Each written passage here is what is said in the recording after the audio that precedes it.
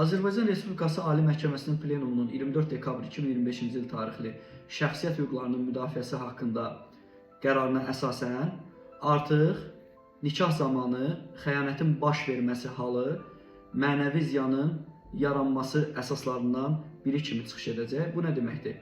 Yəni nikahdan sonra tərəflərdən hər hansı biri digərinə xəyanət edərsə və bu hal sübut olunarsa, bu zaman xəyanət etmiş tərəf xəyanət edilənə mənəvi zərərin əvəzini ödəməlidir. Qanunvericilikdə olmadığı üçün əvvəllər xəyanətə görə mənəvi ziyanın əvəzinin ödənilməsini tələb etmək mümkün deyildi. Lakin hazırda ailə münasibətlərinə zidd olduğu qanunvericiliklə təsbit edildiyi üçün artıq bu mümkün olacaq.